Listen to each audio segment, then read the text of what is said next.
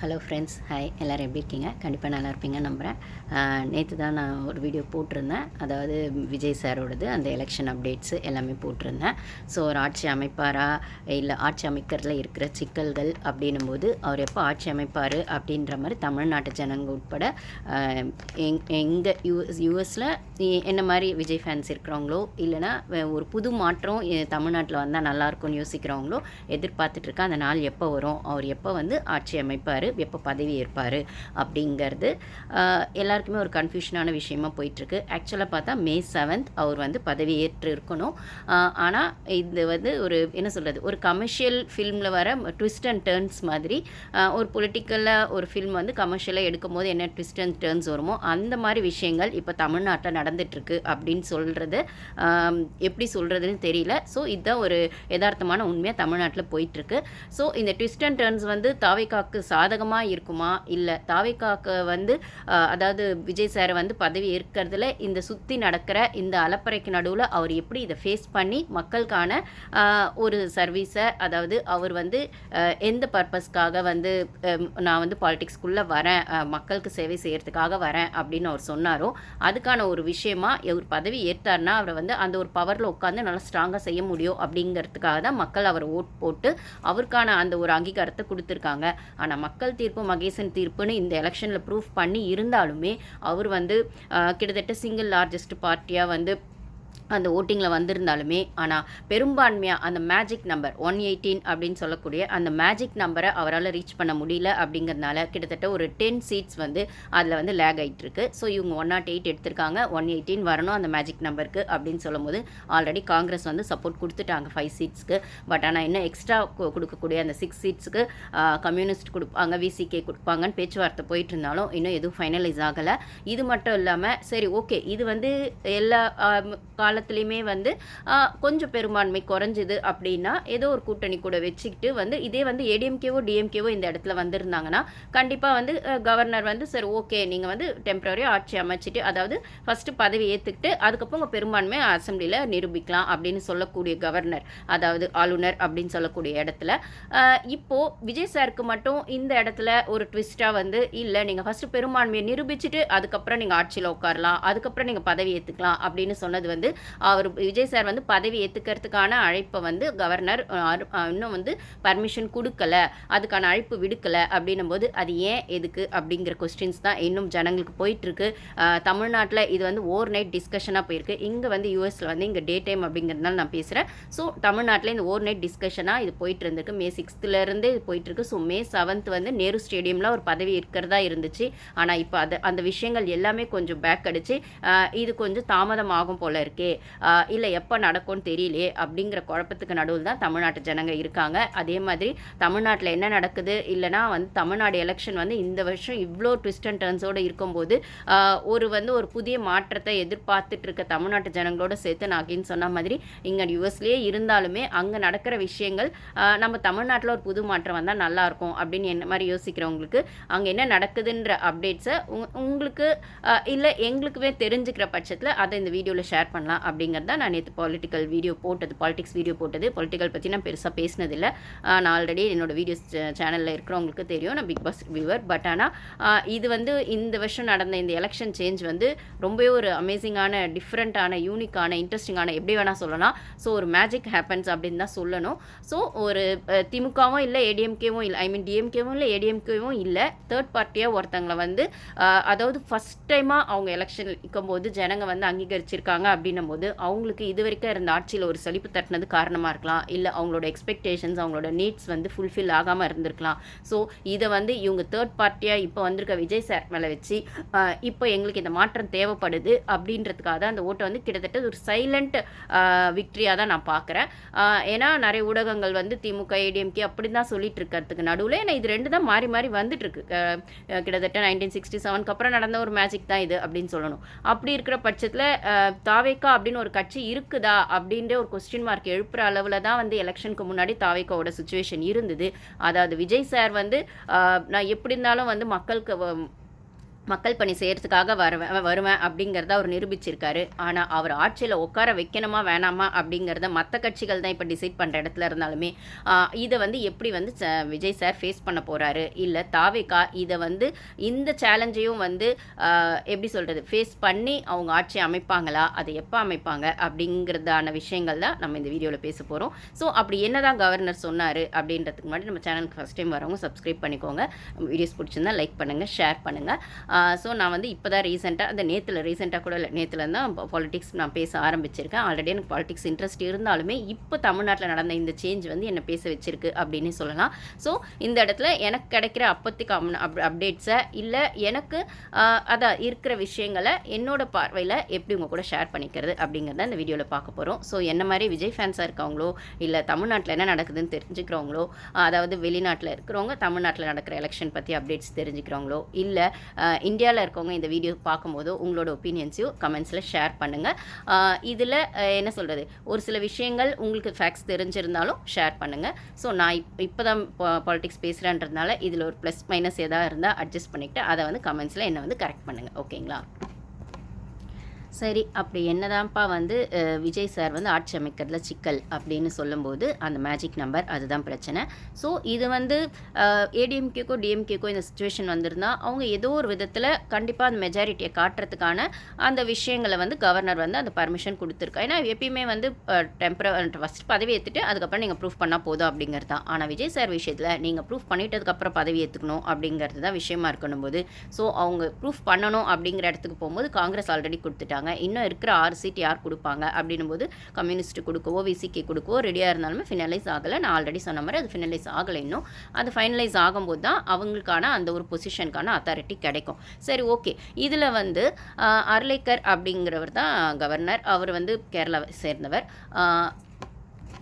So அவர் வந்து விஜய் சாரை நீங்கள் ஃபஸ்ட்டு ப்ரூஃப் பண்ணுங்கள் சொன்னது ஒரு முதல் ட்விஸ்ட்டு. அது மட்டும் இல்லாமல் இப்போ வந்து ஒருவேளை அவங்க கொடுத்த டைமுக்குள்ளே, அதாவது கவர்னர் கொடுத்த டைமுக்குள்ளே ப்ரூஃப் பண்ண முடியல அப்படின்னா இது பிரசிடென்ட்ஸ் ரூல். நான் ஆல்ரெடி என்னோட வீடியோஸ் பார்த்தவங்களுக்கு தெரியும். பிரசிடென்ட்ஸ் ரூல் பிரசிடென்ட்ஸ் ரூல் அப்படிங்கிறதுக்குள்ளே போயிடும். ஸோ தொங்கு சட்டமன்றம் அப்படின்னு சொல்லுவாங்க. ஸோ இந்த கட்சியும் இல்லாமல் அந்த கட்சியும் இல்லாமல் இது வந்து கவர்னரோட கண்ட்ரோலுக்கு போயிடும். அதாவது பிரசிடென்ட்ஸ் ரூல்ஸ்னு சொன்னாலுமே கவர்னரோட பார்வையில் தான் அது நடக்கும். அப்படின்னும் போது அகெயின் அது பிஜேபிக்குள்ளே தான் போயிடும் அப்படின்னு சொல்லும்போது இது ஃபஸ்ட்டு 6 months இது இருக்கும். ஸோ அந்த 6 monthsக்குள்ளே ரீஎலெக்ஷன் வச்சு அதுக்கப்புறம் எது மெஜாரிட்டி அப்படின்னு ப்ரூஃப் பண்ணுற இடத்துல தான் இது வந்து ரொம்பவே காம்ப்ளிகேட்டாக இந்த விஷயங்கள் போகும். ஸோ சிங்கிள் லார்ஜஸ்ட் பார்ட்டியாக வந்து விஜய் சாரோட கட்சி வந்து மெஜாரிட்டி காட்டி இருந்தாலுமே தனிப்பெரும்பான்மைன்னு சொல்கிற அந்த மேஜிக் நம்பரை ரீச் பண்ண முடியாதனால அவங்களுக்கு என்ன காம்ப்ளிகேஷன்ஸ் வந்திருக்கு. சரி, ஓகே. இதை வந்து இவங்களுக்கு டைம் கொடுத்து ஒரு 2 weeks கொடுத்து அதுக்குள்ளே ப்ரூஃப் பண்ணால் ஓகே, ஃபஸ்ட்டு நீங்கள் பதவி ஏற்றுட்டு அப்புறம் ப்ரூஃப் பண்ணுங்கன்னா இது ரொம்ப நார்மலைஸ் ஆகிருக்கும். இதே ஏடிஎம்கேவோ நான் சொன்ன மாதிரி ஏடிஎம்கேவோ டிஎம்கேவோ இருந்தால் இது ரொம்ப இந்தளவு காம்ப்ளிகேட் ஆகிருக்க வாய்ப்புக்கு ரொம்ப கம்மி. ஓகே அப்படிங்கிற மாதிரி ஏதோ ஒன்று அவங்க கூட்டணி சேர்த்துருப்பாங்க, பண்ணியிருப்பாங்க. ஆனால் இப்போ விஜய் சார் கூட கூட்டணி சேர்றதுக்கு யாருமே ரெடியாக இல்லையா அப்படிங்கிறது ஒரு விஷயமா இருந்தாலுமே இவர் எதிர்த்து நிற்கிறது வந்து என்ன சொல்கிறது, காலங்காலமாக தமிழ்நாட்டில் டிஎம்கே ஏடிஎம்கே அப்படின்னும் போது அப்புறம் மைனாரிட்டி கட்சிகள் எல்லாருமே சேரும்போது ஸோ இவங்க எல்லாருமே தகர்த்துட்டு தனிப்பெரும்பான்மையாக வந்து விஜய் சார் வந்து சிங்கிள் லார்ஜஸ்ட் பார்ட்டியாக இருந்தாலுமே அவருக்கான அந்த ஒரு 10 சீட் இடிக்கிறது அப்படிங்கிறது தான் இந்த விஷயத்தில் நடக்கக்கூடிய ஒரு ட்விஸ்ட் காம்ப்ளிகேஷனாக இருக்குன்னா இதில் காங்கிரஸ் ரொம்ப ஸ்ட்ராங்காக 5 சீட்டு வந்து ஆல்ரெடி காங்கிரஸ் வின் பண்ணியிருக்கா, 5 சீட் கொடுக்குறாங்கன்னு சொன்னாலுமே இப்போது இந்த லீகலாக வரக்கூடிய இந்த விஷயங்களை இதில் டெசிஷன் எடுக்கிறது கவர்னர் தான் எடுக்கிறார். அவர் வந்து ஓகே சொல்லிட்டா இவங்க ஆட்சி அமைச்சிட்டு அதை ப்ரூஃப் பண்ணலாம். ஆனால் அவர் ஓகே சொல்லாததுனால இப்போ என்ன பண்ணுறது அப்படிங்கிற போது இருக்கும்போது ஸோ இந்த மாதிரி ஆல்ரெடி ஒரு இஷ்யூ வந்து கர்நாடகா சைடில் எஸ்ஆர் பொம்மை அப்படிங்கிற அந்த கேஸ் பற்றி உங்களுக்கு தெரிஞ்சிருக்கும். ஸோ அவரோட விஷயங்கள் தான் இப்போ ரிலேட்டடாக வந்து டிவிகே அதாவது விஜய் சாரோட கட்சிக்குமே ரிலேட் ஆகக்கூடிய விஷயங்களை இப்போ வந்து சுப்ரீம் கோர்ட்டில் எடுத்து வைக்க போகிறாங்க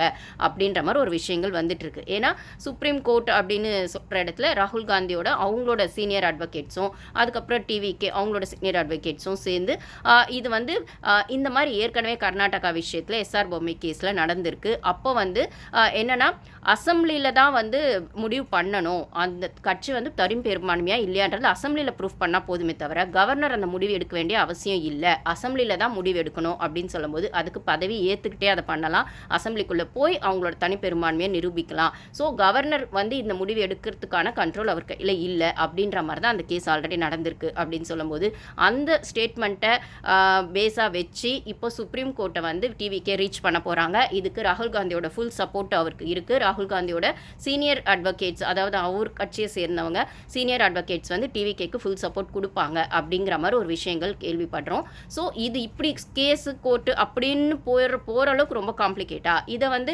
கவர்னராலே சரி பண்ண முடியாதா அப்படின்னு சொல்லும்போது அவர் வந்து யார் கண்ட்ரோலில் இருக்காரு அப்படிங்கிறது நம்மளுக்கு எல்லாருமே தெரியும். ஸோ அந்த கட்சியோட இன்ஃப்ளூயன்ஸ் உள்ளே வரதுக்கான ஆல்ரெடி என்னோட வீடியோஸில் சொல்லியிருப்பேன், பிஜேபி அவங்களோட இன்ஃப்ளூயன்ஸ் உள்ளே வரதுக்கான விஷயங்களா, பிஜேபி என்னதான் தமிழ்நாட்டில் ஒரு சீட்டு தான் வின் பண்ணியிருந்தாலுமே அங்கே பார்லிமெண்ட்டில் ரூலிங் பார்ட்டியாக பிஜேபி தான் இருக்காங்க, பிஜேபி அகெயின்ஸ்டாக காங்கிரஸ் இருக்காங்க அப்படின்னு சொல்லும்போது அந்த காங்கிரஸ் கூட ஒரு கூட்டணி வைக்கிறாரு அப்படின்னும் போது அது எங்கே அடித்தா எங்கே வலிக்கும் அப்படின்றதுக்குள்ள தான் வருது அப்படின்னும் போது ஸோ இப்போ வந்து பிஜேபி கூட கூட்டணியில் இருக்க சரி, பிஜேபி கூட கூட்டணியில் இருக்க ஏடிஎம்கே என்னப்பா பண்ணிட்டுருக்காங்கன்னா அவங்க எப்பயும் போல் மிக்சர் சாப்பிட்டுட்டு இருக்காங்க அப்படிங்கிற மாதிரி தான் பேச்சுகள் அடிப்படுது. ஏன்னா இப்போ பாண்டிச்சேரியில் அவங்களோட எம்எல்ஏஸ் எல்லாமே பாண்டிச்சேரியில் ஒரு ரெசார்ட்டில் இருக்காங்க அப்படிங்கிற மாதிரி வருது. எங்கப்பா இங்கே இவ்வளோ அலப்பறை நடக்குது, நீங்கள் என்னப்பா பாண்டிச்சேரி பக்கம் உட்காந்துருக்கீங்கன்னா சென்னையில் வெயில் ஜாஸ்தியாக இருக்கான் அவங்க சொல்கிற ரீசன், ஓகேங்களா? ஸோ இது ஒரு பக்கம் போயிட்டுருக்கு. சரி, டிஎம்கே என்ன பண்ணுறாங்க அப்படின்னு பார்த்தா டிஎம்கே காங்கிரஸ் கூட தான் கூட்டணி வச்சுருந்தாங்க. இப்போ காங்கிரஸ் வந்து ஜம்ப் அடித்து டிவிகே கூட சப்போர்ட் கொடுக்குறாங்க அப்படின்னு சொல்லும்போது இந்த கூட்டணி டிவிகே ப்ளஸ் காங்கிரஸ் அப்படிங்கிறது சரியான கூட்டணியாக இருக்குமா அப்படின்னு ஒரு கேள்வியும் மக்கள் மத்தியில் போயிட்டுருக்கு. ஆனால் வந்து விஜய் சாரை சப்போர்ட் பண்ண ஜனங்க என்ன சொல்கிறாங்கன்னா கூட்டணி தானே அமைக்கிறாங்க, தலைவர் வந்து விஜய் தானே அப்படின்னும் போது இப்போ ஆட்சி அமைக்கிறதுக்கு வேறு வழி இல்லை, கூட்டணி அமைச்சு தான் ஆகணும் அப்படிங்கிற இடத்துல அப்போ தானாக வர அந்த ஒரு கூட்டணி சப்போர்ட்டை எப்படி வேணான்னு சொல்கிறது, இப்போ ஆட்சி அமைக்கிறது தான் முக்கியம், நாங்கள் வந்து விஜய் சார் ஆட்சியில் உட்கார வைக்கணுன்றதுக்காக தான் அவர் ஓட்டு போட்டு மெஜாரிட்டியில் ஜெயிக்க வச்சுருக்கோம், ஆனால் ஆட்சி அமைக்கிறதுல இவங்க இவ்வளோ காம்ப்ளிகேஷன்ஸ் கொடுப்பாங்க, சுற்றி இவ்வளோ ப்ரெஷர் கொடுப்பாங்க அப்படின்னா ஏதோ ஒன்று பண்ணி தான் ஆட்சியில் உட்காரணும்னு சொல்லும்போது கூட்டணி அமைக்கிறதுல தப்பில்லை, பட் ஆனால் எங்களுக்கான விஷயங்களை அவர் செய்யணும், அவரை நம்பி தான் நாங்கள் ஓட்டு போட்டிருக்கோம் அப்படிங்கிறது தான் தமிழ்நாட்டு ஜனங்களோட கருத்தாக இருக்குது. சரி, ஓகே, இது ஒரு பக்கம் இருக்குது. ஏடிஎம்கே டிஎம்கே கூட்டணி சேர்ந்தாங்கன்னா அவங்க மெஜாரிட்டி காட்டிடுவாங்க, அப்போ வந்து டிவிகேவால் ஒன்றும் டிவிகே வந்து ஆட்சி அமைக்க முடியாது அப்படின்னு சொல்லும்போது அதெல்லாம் ரூமர்ஸ், அப்படி ஒன்று நடக்க வாய்ப்பே இல்லை. அப்படி பாசிபிலிட்டிஸ் இருக்குது, ப்ராக்டிக்கல் பாசிபிலிட்டிஸ் இருந்தாலுமே இதை வந்து லாஜிக்காக யோசிக்கும் போது அப்போ இவ்வளோ நாள் தமிழ்நாட்டு ஜனங்க என்ன முட்டாளா, நீங்கள் இன்னைக்கு ஒன்று சேர்றீங்கன்னா இவ்வளோ நாள் நீங்கள் காலங்காலமாக அடிச்சிக்கிட்டதுனால தானே அரசியலில் வந்து டிஎம்கேவா ஏடிஎம்கேவான்னு எங்களை வந்து அந்த ஒரு கண் துடைப்பு அப்படிங்கிற விஷயம் நடந்துக்கிட்டே இருந்தது. இந்த வருஷம் 5 வருஷம் டிஎம்கேக்கு போடுவோம், அடுத்த 5 வருஷம் ஏடிஎம்கேக்கு போடுவோம், இல்லை ஏடிஎம்கே மாறிடுச்சுன்னா டிஎம்கேக்கு போடுவோம் அப்படிங்கிற மாதிரி எங்களை அந்த ஒரு விஷயத்துக்குள்ளேயே எங்களை வந்து கண்ணாம்பூச்சி ஆட்டம் ஆடிட்டு இருந்தீங்க. இப்போ என்னடானா இப்போ நாங்கள் 3ஆவதாக ஒரு கட்சியை செலக்ட் பண்ணி எங்களுக்கு டிஎம்கே வேணாம் ஏடிஎம்கே வேணாம் தேர்ட் பார்ட்டியாக ஒன்று நாங்கள் கொண்டு வரோம்னு சொல்லி நாங்கள் ஓட்டு போட்டு ஒருத்தரை நிற்க வச்சா அவருக்கான மெஜாரிட்டியை நாங்கள் கொடுத்தா இப்போ நீங்கள் ஒன்று சேருவீங்களா அப்படிங்கிற மாதிரி தமிழ்நாட்டு ஜனங்க இதை வந்து ஒரு கொந்தளிப்போட தான் பார்ப்பாங்க. ஸோ இது வந்து இன்னும் டிஎம்கே மேலேயும் ஏடிஎம்கே மேலேயும் வந்து அதிருப்தியை தான் உண்டாக்கும். மக்கள் நடுவில் ஏடிஎம்கேக்கும் டிஎம்கேக்கும் இது வந்து அதிருப்தியை தான் உண்டாக்கணும் போது அந்த ஒரு டெசிஷனை எனக்கு தெரிஞ்சு டிஎம்கே பார்ட்டிஸும் சரி ஏடிஎம்கே பார்ட்டிஸும் எடுக்க மாட்டாங்க. ஏன்னா அது கிளவர் கிடையாது, அது ஜனங்களோட அதிருப்தியை தான் இவங்க இன்னும் சம்பாதிக்கிறதுக்கான விஷயங்களாக அமையும் அப்படிங்கிறது தான் என்னோட ஒப்பீனியன். ஸோ அதுக்கான பாசிபிலிட்டிஸ் அது என்னதான் ருக்மஸா அப்படி இப்படி வரந்தாலும் ஒருவேளை பேச்சுவார்த்தையே நடந்தாலுமே அது நடந்தால் இன்னும் தமிழ்நாட்டு ஜனங்களோட கோவம் ஜாஸ்தியாகும் அப்படிங்கிறத புரியாத அளவுக்கு ஆளுங்க இல்லை, ஏடிஎம்கே சைடும் சரி டிஎம்கே சைடும் சரி. ஸ்டாலின் என்னப்பா சொல்கிறார், முக ஸ்டாலின்னா அவர் இன்ஸ்டாலெல்லாம் போட்டிருக்கிறது எப்பயும் அவர் கலைஞர் அவரோட அப்பா வழியிலே அவர் வந்து அவருக்கும் உள்ள கோவம் இருக்கும், இல்லை டிஎம்கே விஷயங்களும் ஏடிஎம்கே 2 பார்ட்டி. ஏன்னா இந்த விஷயத்தில் நம்ம வந்து டிவிகே சைடில் இருக்கிற விஷயங்கள் அவர் காம்ப்ளிகேஷன்ஸ் கொடுக்குறாங்க, ப்ரெஷர் கொடுக்குறாங்க, ட்விஸ்ட் அண்ட் டர்ன்ஸ் வருது அப்படின்னு சொன்னாலுமே அடி வாங்கினவங்க சும்மா இருக்க மாட்டாங்க. ஏன்னா அடி வாங்கினவங்க யாருமே லேஸ்பட்டவங்க கிடையாது, காலங்காலமாக வந்து தமிழ்நாட்டு அரசியலை கரைச்சி குடித்தவங்க அப்படின்னு சொல்லும்போது இந்த இடத்துல முக ஸ்டாலின் வந்து இன்ஸ்டாகிராம்லலாம் நானுமே போட்டது என்ன அப்படின்னா, நாங்கள் வந்து டிவிக்கே கவர்மெண்ட் ஃபார்ம் பண்ணுறதை டிஸ்டர்ப் பண்ண மாட்டோம், அதே மாதிரி அவங்களுக்கான எங்களை விட ஜாஸ்தி எடுத்திருக்க பெரும்பான்மை, அதாவது ஜாஸ்தி ஓட்டு மெஜாரிட்டி வந்திருக்க அவங்க வந்து ஆட்சி அமைக்க, அதாவது எந்த இடத்துலையுமே அவர் விஜய்னு சொல்லலை, டிவிக்கேன்னு சொல்லலை, எதுவுமே சொல்லலை, பொதுவாக எங்களை விட ஜாஸ்தி எடுத்திருக்க மக்கள் அதாவது மக்கள் தேர்ந்தெடுத்த எங்களை விட ஜாஸ்தியாக ஓட்டுகள் வாங்கி தேர்ந்தெடுக்கப்பட்ட அந்த கட்சி அப்படிங்கிறத கூட அவர் ஸ்பெசிஃபிக்காக சொல்லலை. அதை வந்து உதயநிதி ஸ்டாலினுமே எந்த இடத்துலையுமே ஸ்பெசிஃபிக்காக டிவிகே விஜய் சார் அப்படிங்கிற மாதிரி அவங்க மீன் பண்ணவே இல்லை. பொதுப்படையில் தான் சொல்கிறாங்க. ஸோ அந்த கட்சி வந்து கவர்மெண்ட் ஃபார்ம் பண்ணுறதுக்கு நாங்கள் டிஸ்டர்ப் பண்ண மாட்டோம். முதல் ஒரு 6 மாதம் அவங்களுக்கான விஷயங்களை அவங்க பண்ணட்டும், அதுக்கப்புறம் பார்க்கலாம் எப்படி போகுது அப்படிங்கிற மாதிரி நல்ல விதமாகவே சொல்கிறாரு. இது வந்து டிவிகேக்கு அவர் வந்து சப்போர்ட் கொடுப்பேன், பிஹைண்ட்லேருந்து நாங்கள் சப்போர்ட் கொடுப்போம், எங்கள் கட்சி சப்போர்ட் கொடுக்கோன்னு சொன்னாலுமே உள்ள எல்லாருக்குமே இருக்கிற அந்த கோவமோ அந்த ஆதங்கமோ இருக்க தான் செய்யும். ஆனால் ஆஸ் அ பொலிட்டிக்கல் லீடராக அவருக்கான அந்த சீனியாரிட்டிலே அவர் அதை வந்து ரொம்ப நாசுக்காக சொல்கிறதா தான் பார்க்க முடியுது.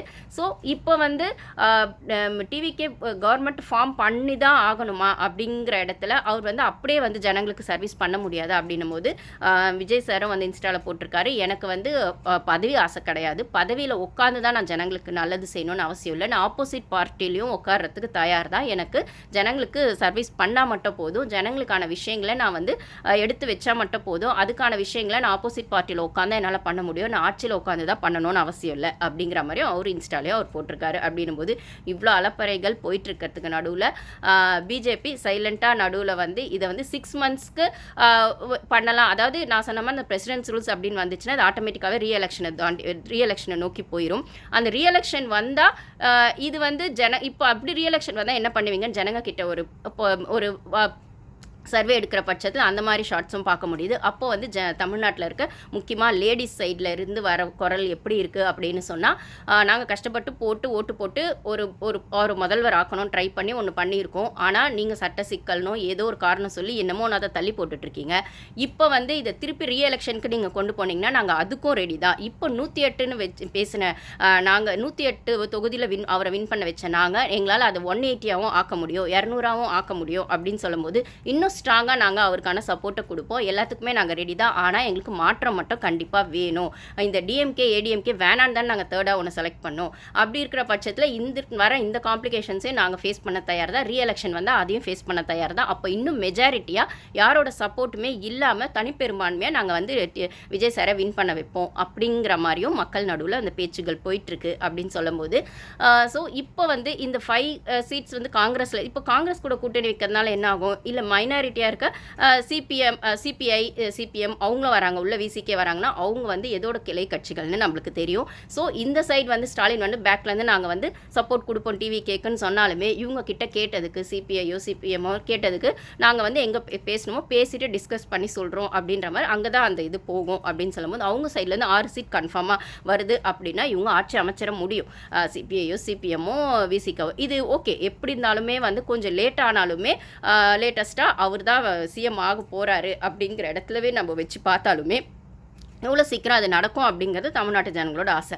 அது நடந்ததுக்கப்புறம் ஒன்று ஆட்சியில் வந்து இந்த மைனாரிட்டி பேஸ் பண்ணி இவங்க காங்கிரஸ் 5யும் இப்போ சிபிஎம் இவங்கெல்லாம் உள்ளே வந்தாலுமே நாளைக்கு ஆட்சி நடத்தும் போது இவங்களெலாம் வச்சுக்கிட்டு அந்த கூட்டணியின் போது என்னதான் இவங்க மெஜாரிட்டியாக வின் பண்ணியிருந்தாலுமே சிங்கிள் லார்ஜஸ்ட் பார்ட்டியாக இவங்களோட சப்போர்ட்டில் தான் இவங்க ஆட்சி அமைச்சிருக்காங்க அப்படின்னும் போது அந்த இன்ஃப்ளூயன்ஸ் அண்ட் டாமினேஷனும் கண்டிப்பாக இருக்கும். ஸோ அந்த சேலஞ்சையும் வந்து விஜய் சார் ஃபேஸ் பண்ணி தான் ஆகணும். அப்படின்னும் போது அடிப்பட்டவங்களும் சும்மா இருக்க மாட்டாங்க. அவங்க எந்த இடத்துல எந்த ரீசன் கிடச்சா இந்த ஆட்சி சரியில்லைன்னு சொல்கிறதுக்கான விஷயங்களையும் அப்பப்போ எடுத்து வைப்பாங்கன்னா ஸோ அரசியலில் இதெல்லாம் சகஜமப்பா அப்படிங்கிற இடத்துல அதையும் ஃபேஸ் பண்ண தான் விஜய் சார் ரெடியாக இருக்கணும் அப்படிங்கிறது தான். ஸோ ட்விஸ்ட் அண்ட் டர்ன்ஸாக சரி ஜனநாயகன் படத்துக்கு தான் நீங்கள் வந்து அதை தள்ளி போட்டீங்க, அதை ரிலீஸ் டேட்டுக்கு விடலை, அதுக்கு பதில் பராசக்தியை ரிலீஸ் பண்ணீங்க, அது ஜெயின் மூவிஸ் அப்படின்லாம் சொல்கிற பட்சத்தில் இப்போ வந்து இந்த ஆட்சி அமைக்கிறதுலையுமா எப்பயுமே காலங்காலமாக இருக்கிற ஒரு விஷயம் ஆட்சி அமைச்சிட்டு அதுக்கப்புறம் நீங்கள் பெரும்பான்மையை நிரூபிக்கலான்னு சொல்கிற விஷயம் இல்லை, நீங்கள் நிரூபிச்சுட்டு ஆட்சி அமைங்க அப்படின்னு வந்த விஷயங்கள் ஆகட்டும், அதுக்காக சுப்ரீம் கோர்ட்டை நாங்கள் நாட போகிறோம் அப்படின்னு ஒரு சைடு வந்து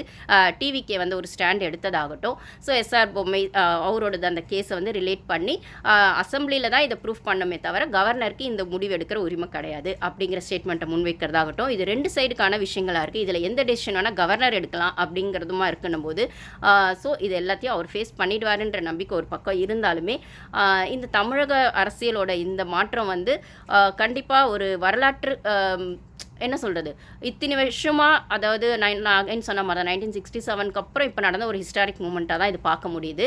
இது வின் பண்ணதே ஒரு மூமெண்ட் அப்படின்னு சொன்னாலுமே இதுக்கப்புறம் ஆட்சி அமைக்கிறதுல இவங்க வைக்கிற விஷயங்கள் இது மேலும் மேலும் விஜய் சாருக்கு வந்து அவரை வந்து இன்னும் ஸ்ட்ராங் ஆக்கிறதுக்கான விஷயங்களும் இந்த தமிழ்நாட்டு அரசியலை இன்னும் புதிய மாற்றத்துக்கு உட்படுறதுக்கான ஒரு ஆரம்பமாகவும் இருக்கும் அப்படிங்கிறதுல எந்த டவுட்டும் இல்லை. அதே மாதிரி இன்னொரு விஷயம் இப்போ வந்து அவர் பதவி ஏற்றுக்கும் போது அவர் மட்டும்தான் பதவி ஏற்றுக்குவாரா, கூட சேர்ந்து ஒரு 9 மினிஸ்டர்ஸும் பதவி ஏற்றுக்க போகிறாங்க அப்படிங்கிற பேச்சும் அடிப்படையில் அதில் முக்கியமாக ஹோம் மினிஸ்டர், அதுக்கப்புறம் விமனுக்கான விஷயங்களை செய்யக்கூடிய அந்த டிபார்ட்மெண்ட்ஸ். ஏன்னா அவர் ஃபஸ்ட்டு போடக்கூடிய சைனே எதுவாக இருக்கும் அப்படின்னு சொல்லும்போது ஒரு சிலரோடது வந்து பஸ் விஷயங்களும், அதாவது அவர் பஸ்ஸுக்கு கொடுத்த அந்த வாக்குறுதி, அதுக்கப்புறம் சிலிண்டர், இப்போ சிலிண்டர் தான் சென்னையில் ரொம்ப இதுவாக போயிட்டுருக்கு தமிழ்நாட்டில் சிலிண்டர் விஷயங்கள், அதுக்கப்புறம் வந்துட்டு மற்ற அந்த விமன் அப்யூஸ்க்கான எதிரான விஷயங்கள் அப்படின்ற மாதிரிலாம் அதெல்லாம் போயிட்டுருக்கு அப்படின்னு சொல்லும்போது, ஸோ இது சம்மந்தப்பட்ட மினிஸ்டர்ஸை ஃபஸ்ட்டு வந்து அவங்க வந்து பதவியில் உட்கார வைப்பாங்க. ஸோ விஜய் சாரோட எல்லாருமே அன்றைக்கி பண்ணிக்க முடியாது. ஸோ முக்கியமாக அவங்க தேர்ந்தெடுக்கிற அந்த டிபார்ட்மெண்ட்ஸும் அந்த ஒரு துறையை சார்ந்தவங்களுக்கான மினிஸ்டர்ஸை அவர் கூட சேர்ந்து 9 மினிஸ்டர் வருவாங்க, அப்படி பதவி ஏற்றுக்குவாங்க அப்படிங்கிற மாதிரி விஷயங்கள் போகுது. ஸோ என்ன நடக்குதுன்னு பொறுத்திருந்து பார்ப்போம். நம்ம சேனலை சப்ஸ்கிரைப் பண்ணிக்கோங்க, நம்ம முடிஞ்ச வீடியோஸ் ஷேர் பண்ணுங்கள், லைக் போடுங்க. ஸோ எனக்கான சப்போர்ட்டை கொடுத்தீங்கன்னா ரொம்ப ஹாப்பி. Thank you guys.